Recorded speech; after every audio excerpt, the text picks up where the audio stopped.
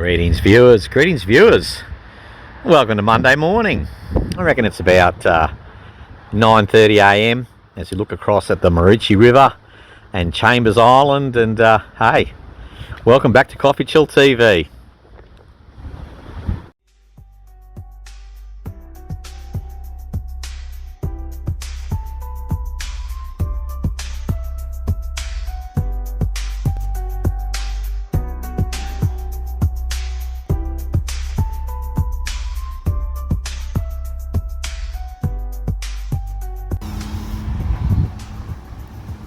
And yes, viewers, it's another episode in the CoffeeChillTV socio-economic philosophic playlist. And last time I was here at Chambers Island, I did a video centered around travel talk, travel advice. But today, front and center, retirement planning. Yes, there'll be a little bit of travel, a little bit of expat, a little bit of lifestyle, but yeah, today's vlog inspired by some recent literature that I've reviewed in the retirement planning space. So hey, let's get into it. Now folks, if you're new to the channel, heads up, I like to do live to tape narration, so there'll be some background noise, leaves rustling, ripples on the beautiful Maroochy River. So yeah, we're live to tape here in on Chambers Island. Dare I say it, one of those little hidden gems on the Sunshine Coast.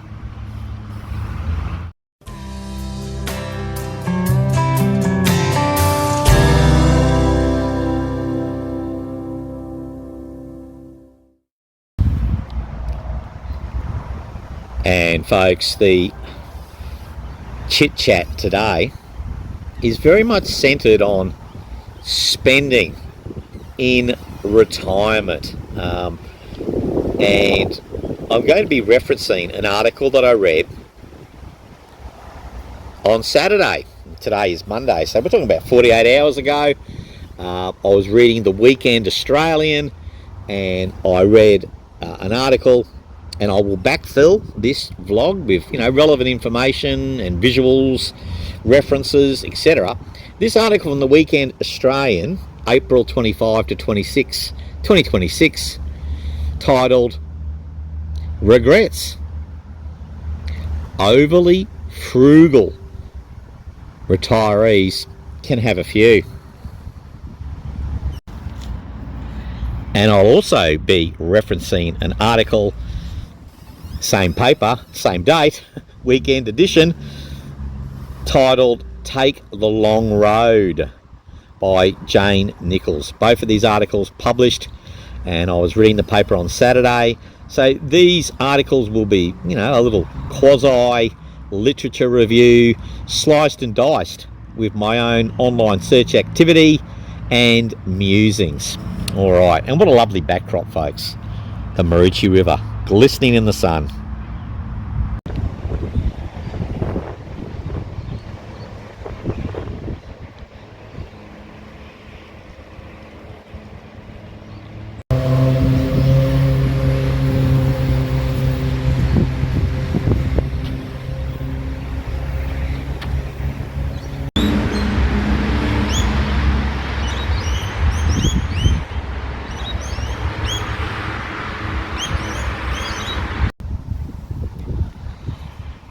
And so folks, the article, "Regrets. Overly frugal retirees can have a few." And it's all about that, I suppose, vexing question. Overspending at one end of the spectrum continuum and underspending at the other. So in retirement, I've been retired for a few years. You often struggle with yourself. Am I spending too little? Am I spending too much? So I've got a quote here from the article by Anthony Keane, and it goes like this: most research shows when you ask people on their deathbed what they regret, it's not the things that they did, it's the things they didn't do. Underspending can be the missed opportunities of life, missed experiences.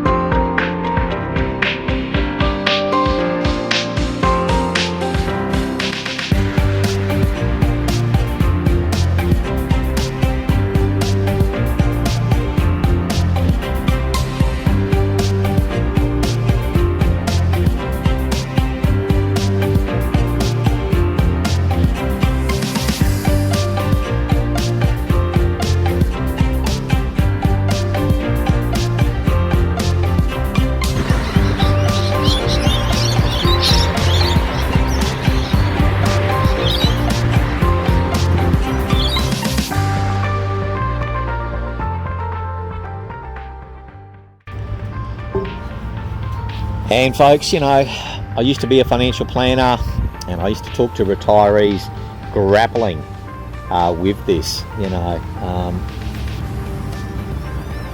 there's no easy answer. One size does not fit all, okay? But, you know, is that where we want to be? You know, I would have clients say to me, hey, Dave, can you put together a financial plan where the money gets down to about, you know, 10% before we kick the bucket? And I said to them, well, you know, I don't have a crystal ball, but I suppose we can look at statistics as well as, you know, family trees when we look at that idea of, am I spending too much? Am I spending too little?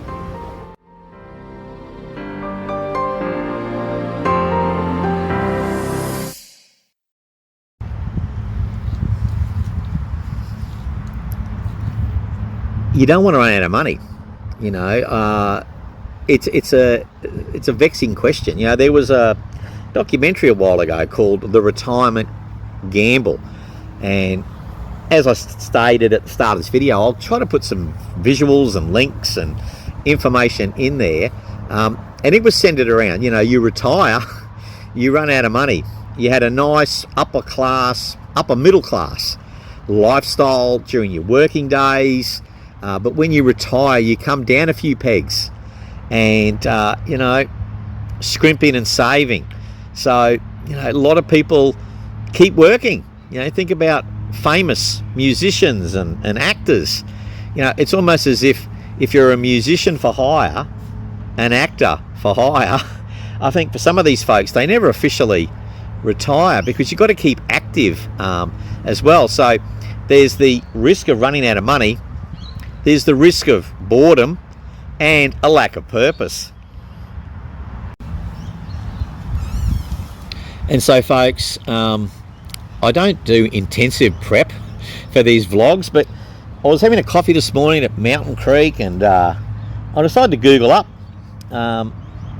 average life expectancy in Australia. Now, according to some research, 2022-24 Australian Bureau of Statistics, 81.1 for Aussie blokes and 85.1 for Aussie Sheilas. So, you know, they've still got at least 4 years average life expectancy in excess of men. Now, I understand that it's getting closer in some countries, but in Australia, at the time of making this vlog, according to my research over my flat white coffee this morning,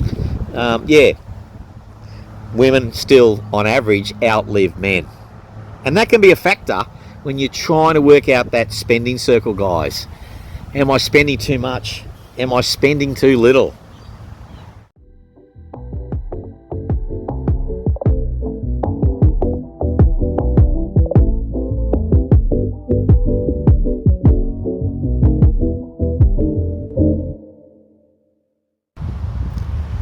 Voila.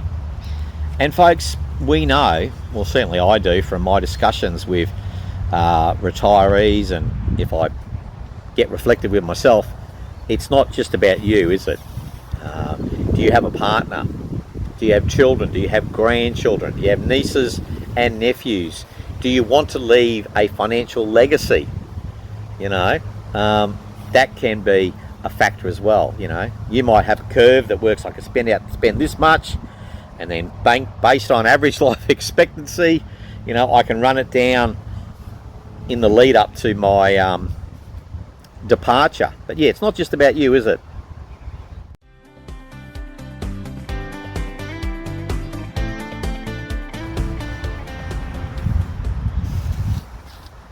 But folks, if we do circle back and make it about you, you know, regrets. If you always wanted to do a special trip, visit a special place, you know, the proverbial bucket list, yeah, you don't want to be there, you know, in your 80s, 90s, maybe you'll be a centurion, but do you want to be sitting there going, oh, you know, I always wanted to visit Machu Picchu.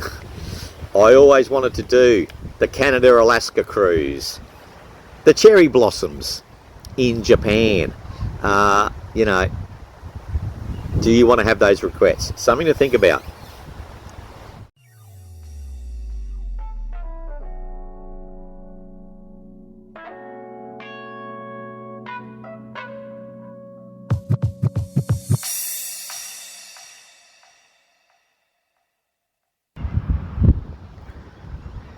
Okay folks, excuse any wind effects, but the acronym SKIES, Spending Kids Inheritances, you know, it started to become highly popularised in the 1990s in Australia, and no doubt in other parts around the planet. And it was this idea that, you know, you've worked hard all your life and you've taken the kids to soccer, you know, you've helped fund education, and, you know, now it's me time. You know, I'm retired. Do I want to suffer, you know, for the purposes of leaving a large estate to my beneficiaries? And whilst we're on that concept of spending the kids' inheritances, you know, some famous quotes. Now, I believe this one's attributed to Steve Jobs in a Wall Street Journal interview, where he said, you know, being the richest man in the cemetery graveyard doesn't matter to me. And he certainly was a wealthy individual, Steve Jobs. And as those wind effects pick up, Keith Rosencrans, a Delta captain, a quote I found this morning while I was Googling this up over my morning flat white, and I quote, "You don't want to be the richest man in the graveyard," you know. And a lot of people have referenced that over the years. You know, it's kind of an old cliche.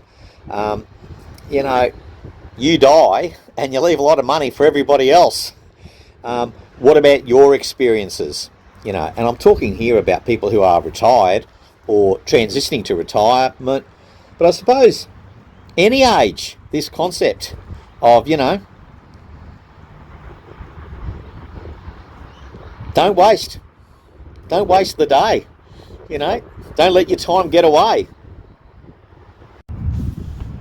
And whilst we're dealing in old adages, apparently the expression, "you can't take it with you when you go," according to my Googling this morning, can be attributed to a 1936 Broadway play. George S. Kaufman and Moss Hart. So there you go, guys. I'm familiar with that expression, and yeah, you can't take it with you when you're gone. It's something to think about, isn't it?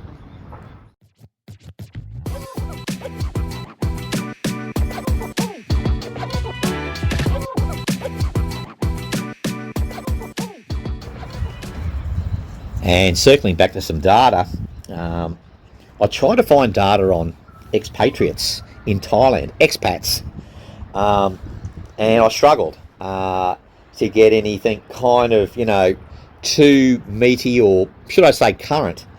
But, I did see this life expectancy figure from some research in the 2010s that kind of postulated that, 64 was a life expectancy. Now we're past there. We're well over a decade past there, and more recently I've seen 71 to 75. Folks, I can't verify the rigour of the research, so don't quote me on it.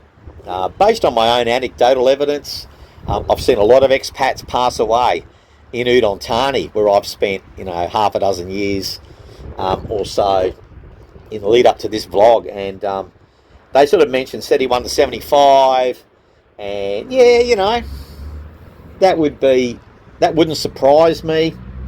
What about the factors? So, the research I saw this morning, and I'll try to backfill this vlog,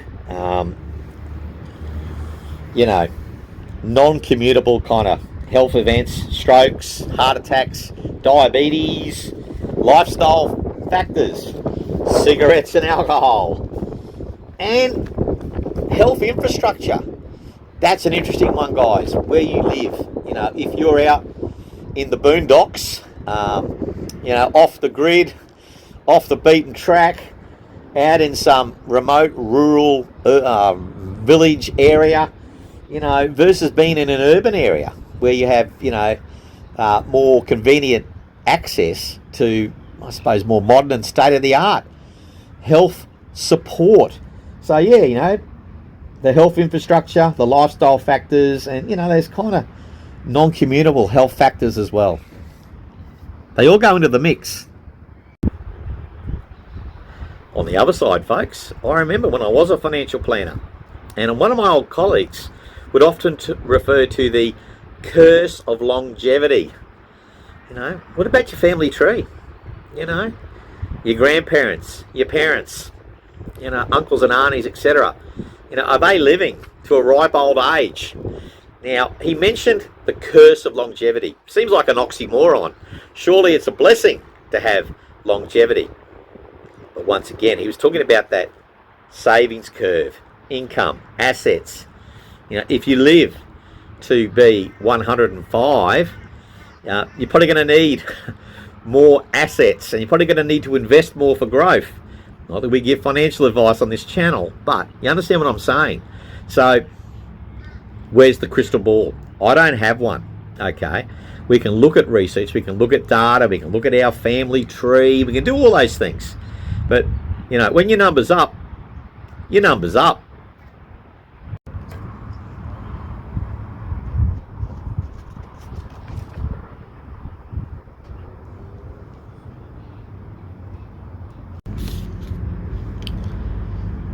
So folks, at this junction, as we're coming down to the final quarter of the match, we love a sporting analogy on CoffeeChillTV.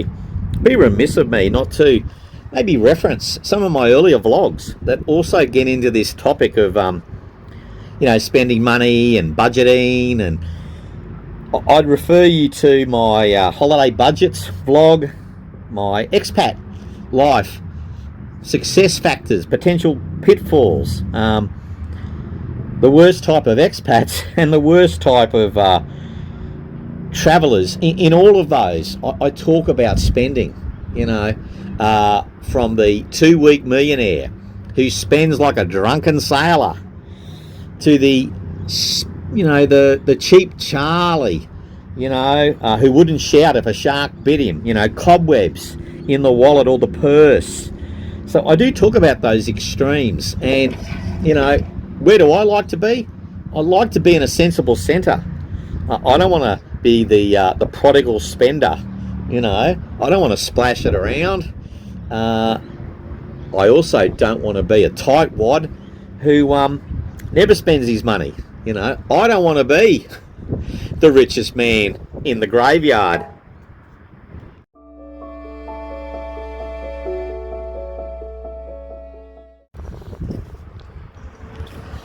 Okay, folks, circling back to Take the Long Road, that article in the Weekend Australian by, Jane Nichols. And I've got a quote from there which I believe is relevant to today's discussions. So, quoting from the article, last year's Grey Gap Year Report from Australian seniors found that 92% of the 1206 over 50s who responded to the survey agreed they'd earned the right to spend their money freely on holiday, and 68% agreed they didn't worry about spending the kids' inheritance to do just that. And another quote from that article, relevant to our discussions today, I would argue, and I believe this is from Silk Road co-founder, Chief Product Officer, Brendan Cooper, within the same said article, and I quote, "People want to go from the start of the Silk Road in China all the way to the end. They want to see these bucket list destinations." Yeah. Let's not have any regrets. Let's tick off the bucket list. And I'm going to give you another quote from the same, from the original article, the one by Anthony Keane. And this one is from Mandy Mannix, Challenger Chief Executive. You know, in my old financial planning days, I did quite a few dealings with Challenger and their annuities. And here's a quote from Mandy Mannix in the same article by Anthony Keane. Here it goes. "People who volunteer often have a strong sense of purpose and connection. They're also more likely to stay active and engaged, which plays a direct role in their overall happiness." And folks, my kind of take on that is all about having hobbies and interests and volunteering, and these things don't necessarily cost a mozza. I mean, the bucket list, you know, if you want to do the cherry blossoms in Tokyo and do the entire Silk Road, and you know, you want to do a grand tour of Europe, that's going to cost you, and it may well be money well spent. But yeah, you know, you may regret not being more active in retirement. And you know, I've got a vlog about that, retirement, the ghost of the machine, you know, and I talk about purpose. It's all connected, guys. It's all connected.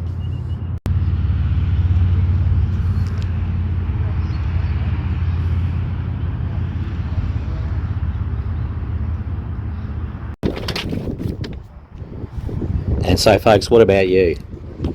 You know, are you worried about underspending? Are you worried about overspending? You know, what are your thoughts on this topic? You know, are you retired? Are you transitioning to retire? Are you an early retiree? Have you been retired for some time?